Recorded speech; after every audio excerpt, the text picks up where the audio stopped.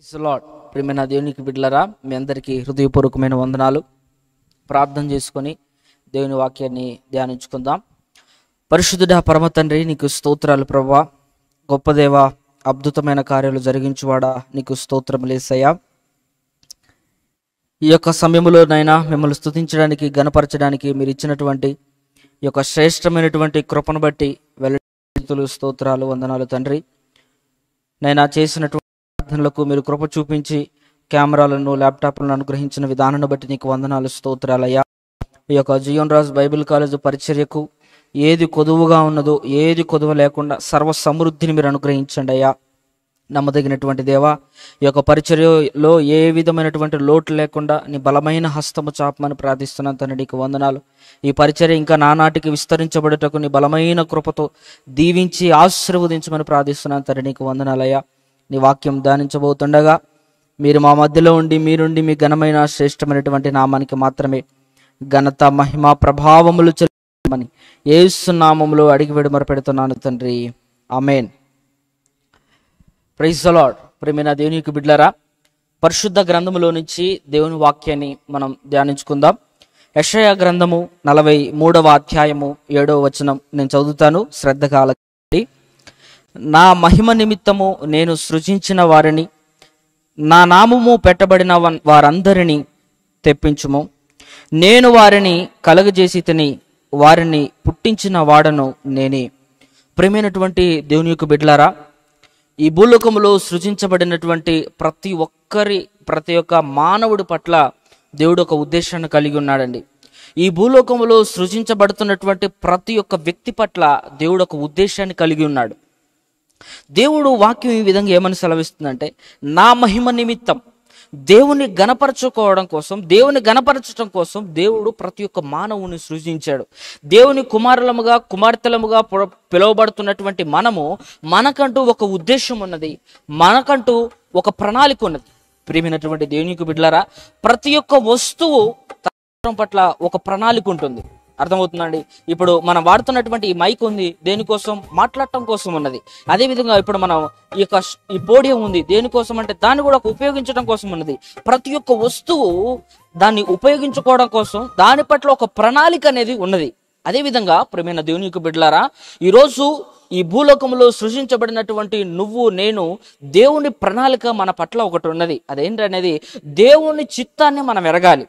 ప్రియమైన దేవునికి బిడ్డలారా, అందుకనే దేవుని వాక్యం ఏమని సెలవిస్తుందంటే, నా మహిమ నిమిత్తం నేను సృజించిన వారిని, నా నామము పెట్టబడిన వారందరినీ తెప్పించుము. నేను వారిని కలుగజేసి తిని వారిని పుట్టించువాడను నేనే. ప్రియమైన దేవునికి బిడ్డలారా, దేవుని వాక్యం ఏమని సెలవిస్తుందంటే, దేవుడు మనందరినీ కలుగజేశాడు. ఎందు నిమిత్తం కలుగజేశాడయ్యా అంటే, దేవుని నామం మహింపరచబడాలని, ఆయన నామాన్ని గణపరుస్తూ ఉండాలని దేవుడు మనల్ని సృజించాడు. ఈనాడు దేవుని కుమారులుగా, కుమార్తెలుగా పిలువబడుతున్నటువంటి మనము, తండ్రి యొక్కయు, కుమారుని యొక్కయు, పరిశుద్ధాత్మ నామములో బాప్తిసం తీసుకున్న ప్రతి ఒక్కరూ ఏం చేస్తున్నారండి? నామకార్థపు క్రైస్తవుల వలె ఉంటున్నారు. ఈ భక్తి జీవితం ఇంతేనని వారు మనసు పొందుతున్నారు, బాప్తిసం తీసుకుంటున్నారు. బాప్తిసం తీసుకున్న తర్వాత ప్రతి ఆదివారం తప్పకుండా మందిరానికి వెళ్తున్నారు. ప్రతి ఆదివారం మందిరానికి వెళితే అదే నిజమైన భక్తి అనుకుంటున్నారు. ప్రతి ఆదివారం మందిరానికి వెళ్ళి దేవుని వాక్యాన్ని వింటే అదే నిజమైన భక్తి అనుకుంటున్నారు. కానీ కాదు, దేవుడు నీ పట్ల, నా పట్ల ఒక ప్రణాళికను కలిగి ఉన్నాడు. అదేంటంటే దేవుని మహింపరచాలి, దేవుని ఆరాధించాలి, దేవుని స్తుతించాలి, దేవుని గణపరచాలి. మనం ప్రతిరోజు దేవుని గణపరచాలండి. దేవునికి స్తోత్రం, స్తోత్రం, స్తోత్రం, స్తోత్రం అని ఎప్పుడైతే మనం ఆయన స్తుతిస్తూ గణపరుస్తూ ఉంటామో, నిశ్చయముగా దేవుని యొక్క ప్రణాళికను మనం నెరవేర్చిన వారం అవుతాం. ప్రియమైనటువంటి దేవుని యొక్క బిడ్డలారా, అదే చూడండి, పరిశుద్ధ గ్రంథములో యెషయా గ్రంథము 43వ అధ్యాయము 21వ వచనం నేను చదువుతాను, శ్రద్ధగా ఆలకించండి. నా నిమిత్తము నేను నిర్మించిన జనులు నాకు స్తోత్రమును ప్రచురము చేయుదురు. ప్రియమైన దేవుని యొక్క బిడ్డలారా, నా నిమిత్తము, నా కోసము ఏర్పాటు చేసుకున్నటువంటి నా ప్రజలు నాకు స్తోత్రము చేయుదురు. నా కోసం ఏర్పాటు చేయబడినటువంటి ప్రజలు నన్ను గణపరుస్తారు. నా కోసం ఏర్పరచబడినటువంటి ఈ జనులు దేవుని గణపరచాలని, దేవుడు ప్రతి ఒక్కరి పట్ల ఒక ఉద్దేశాన్ని కలిగి ఉన్నాడు. ఏంటంటే దేవుని గణపరచాలి. అందుకని దేవుని వాక్యం ఏమని సెలవిస్తుందంటే, నా కోసం ఏర్పరచుకున్నటువంటి ఈ జనులు నాకు నిత్యము స్తోత్రం చెల్లించాలని దేవుని వాక్యం సెలవిస్తుంది.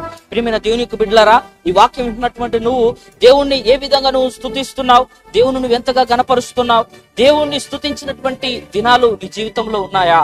ఏ రోజైనా నువ్వు దేవుని మనస్ఫూర్తిగా గణపరచావా?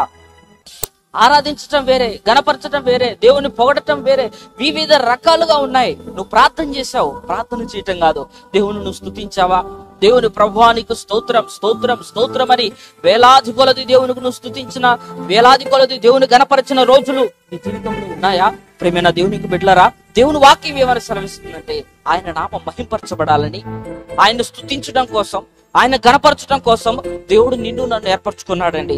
చాలా మంది ఆత్మీయ జీవితంలో వస్తున్నటువంటి శోధనలు బట్టి కృంగిపోతూ, నా జీవితం ఇంతేనా, నా బ్రతికింతేనా, ఎల్లప్పుడూ ఇక శోధనలేనా, ఎల్లప్పుడు నా జీవితంలో ఇబ్బందులేనా, దేవుడు నా జీవితంలో అద్భుతమైన కార్యం జరిగించడా, దేవుడిగా నా జీవితంలో గొప్ప కార్యాలు జరిగించడా అని చాలా మంది కృంగిపోతుంటారు. ప్రేమైన దేవునికి బిడ్డలారా, ఈరోజు దేవుడు మీతో చెబుతున్నటువంటి మాట ఏంటంటే, దేవుడు నీ పట్ల కూడా ఒక ఉద్దేశం కలిగి ఉన్నాడు. దేవుడు నిన్ను ఎంతగానో ప్రేమిస్తున్నాడు. దేవుడు నిన్ను ఒక ఉద్దేశం పట్ల దేవుడు నిన్ను సృష్టించాడు. అదే దేవుని వాక్యం ఏమని సూచిస్తుందంటే, నా నిమిత్తం నేను ఏర్పరచుకున్నానయ్యా, నువ్వు నన్ను గణపరచాలని, నువ్వు నన్ను స్తుతించాలని దేవుడు ఏర్పరచుకున్నానని దేవుని వాక్యం సెలవిస్తుంది. నువ్వేమో అయ్యా నా బ్రతుకెందుకు, నా జీవితం ఎందుకు, నేను ఇంతేనా, నా బ్రతికింతేనా, నా శోధనలు ఎల్లకాలం నాకు ఇంతేనా, దేవుడు నన్ను మర్చిపోయాడని నువ్వు ఆలోచిస్తున్నావు. ప్రియమైన దేవునికి బిడ్డలారా, దేవుని వాక్యం సెలవిచ్చినటువంటి రీతిగా నువ్వు దేవుని స్తుతించు, నువ్వు దేవుని గణపరచు. నువ్వు నిల్చున్నా కూర్చున్నా ప్రతి చోట సమయం దొరికినప్పుడల్లా నువ్వు దేవుని గణపరచు. నీ జీవితం ఏ విధంగా ఉంటుందో నువ్వు ఒకసారి చూడు. నీ ఆత్మీయ జీవితం ఆశీర్వదించబడాలి అంటే, నీ కుటుంబంలో ఉన్న శోధనలన్నీ పోవాలంటే, నీకున్నటువంటి గలిబిలి అంతా కూడా పోవాలంటే, నీ కుటుంబంలో వస్తున్న శోధన అంతా కూడా తొలగిపోవాలంటే నువ్వు దేవుని గణపరచు, నువ్వు దేవుని స్తుతించు.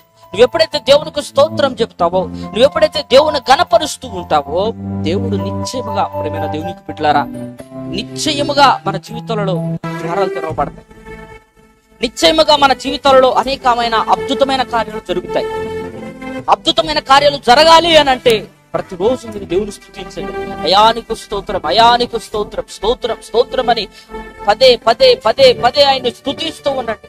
నీ జీవితంలో నువ్వు అప్పుల సమస్యల చేత బాధపడుతున్నా, నువ్వు బలహీనతల చేత బాధపడుతున్నా, కోర్టు సమస్యల చేత బాధపడుతున్నా, ఎన్ని ఇబ్బందుల చేత నువ్వు బాధపడుతున్నా, నువ్వు నీ ప్రార్థన అంశములన్నీ కూడా ఒక డైరీ మీద రాసుకొని ప్రతిరోజు ప్రభు పాదాల చెంత చేరి నువ్వు దేవుని గణపరచు. నీ జీవితంలో ఎంత అద్భుతమైన కార్యాలు జరుగుతాయో నువ్వు కళ్ళారా నువ్వు చూస్తావు. ప్రియమైన దేవునికి బిడ్డలారా, సహజంగా అందరూ కూడా మనం సంపాదించేటటువంటి ధనంలో దశమ భాగం ఇస్తారు.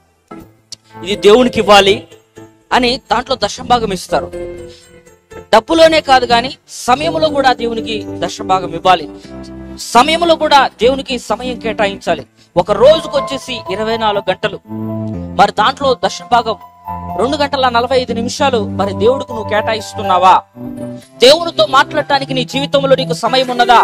దేవునితో మాట్లాడాలనే ఆశ నీ జీవితంలో ఉన్నదా? ప్రియమైన దేవునికి బిడ్డలారా, ఈరోజు దేవుడు నీతో మాట్లాడుతున్నటువంటి మాట, నీ ఆత్మీయ జీవితం ఎలాగ ఉన్నది? నువ్వు దేనికోసం ప్రయాసపడుతున్నావు? నువ్వు దేనికోసం సృష్టించబడ్డావు? నువ్వు ఎందుకోసం పుట్టావు? ఈ భూలోకంలో నువ్వేం చేస్తున్నావు? మానవులు బ్రతుకుతారు, చనిపోతారు, బతుకుతారు, చనిపోతారు. అనేక మంది అనేక రకాలుగా కృంగిపోతూ కృషించిపోతూ నా జీవితం ఇంతేనా అనుకున్నటువంటి బిడ్డలు ఎంతమంది ఉన్నారండి? అప్పులు ఎక్కువైపోయాయని, అప్పుల సమస్య ఎక్కువైపోయిందని, అనారోగ్య సమస్యలు ఎక్కువైపోయినాయని, అనేక మంది అవమాన పాలయ్యానని, అనేకుల మధ్యలో తలదించుకునే పరిస్థితులు వచ్చాయని, ఎంతమంది చనిపోవాలని ఆలోచన కలిగి ఉన్నారు? ఎంతమంది దేవుని చిత్తాన్ని వ్యతిరేకిస్తున్నారు? దేవుని వాక్యం తెలుసుకున్న నువ్వు కూడా ఈ విధంగానే ఆలోచిస్తే మరి దేవుని నమ్మినటువంటి వ్యక్తిగా నీకు దేవుని నమ్మని వారికి తేడా ఏముందండి? తండ్రి కుమార పరిశుద్ధాత్మ నామములో నువ్వు బాప్తిసం తీసుకున్నావు, బాగానే ఉంది. ఇన్ని సంవత్సరాలు అయింది, మరి దేవుని ప్రేమను నువ్వు ఎంతమందికి ప్రకటించావు? దేవుని ప్రేమని నువ్వు ఎంతమందికి ప్రకటించావు? దేవుని గురించి నువ్వు ఎంతమందికి తెలియజేశావు? దేవుడైతే నీ కోసం నా కోసం ఆయన సిలువలో మరణించి రక్తాన్ని చిందించి వెల ఇచ్చుకున్నటువంటి బిడలముగా మనం పిలువబడుతున్నాం. దేవుని ప్రేమను అర్థం చేసుకోవడం కోసం దేవుడే తన ప్రాణాన్ని పణంగా పెట్టాడు. మరి దేవుడిని మనం ప్రేమిస్తున్నట్లుగా, దేవుణ్ణి మనం ఆయన్ని ప్రేమిస్తున్నట్టుగా చిహ్నం చూపించాలంటే దేవుని నువ్వు ప్రేమిస్తున్నట్లు ఏమైనా ఆధారం ఉందా? దేవుణ్ణి ప్రేమించి నేను ఫలాంది చేశానని నువ్వు గుండె మీద చేపెట్టుకొని చెప్పగలవా?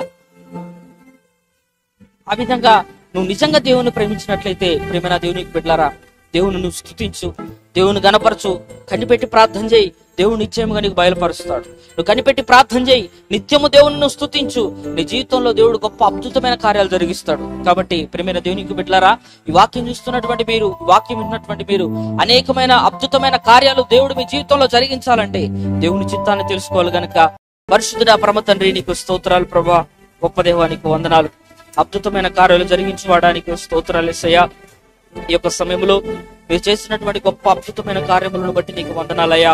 మా ప్రార్థనలు ఆలకించి మీరు కృప చూపించిన ఆయన కెమెరాల కోసం, ల్యాప్టాప్ల కోసం ఎందరో మంది ప్రార్థనలు చేశారు. కృప చూపించి అనుగ్రహించిన దేవానికి వందనాలయ్యా. ఈ పరిచర్యకి ఇంకా చాలా అవసరతలు ఉన్నాయినైనా, ఏ కొదువ లేకుండా ప్రభా సర్వ సమృద్ధిని అనుగ్రహించి మీరు దీవించి కృప చూపించి ఈ యొక్క పరిచర్యని ఇంకా నానాటిగా ఆశీర్వదించండి అయ్యా. దీవించండి ప్రభా. ల్యాప్టాప్లను, కెమెరాలను మీ శిలువ కలవ రక్తం చేత ముద్రించండి అయ్యా. ఏ విధమైనటువంటి రిపేర్లు లేకుండా, ఏ విధమైనటువంటి నైనా ఇబ్బందులు లేకుండా తండ్రి మీరు కృప చూపించి రేపు జరుగుతున్నటువంటి మీటింగ్లు, మరి అదే విధంగా రేపు జరుగుతున్నటువంటి మీటింగు, మరి అదే విధంగా వచ్చే వారం జరుగుతున్నటువంటి మీటింగ్స్ లలో ఏ నైనా ఆశీర్వాదకరంగా భయంకరంగా జరిగించండి.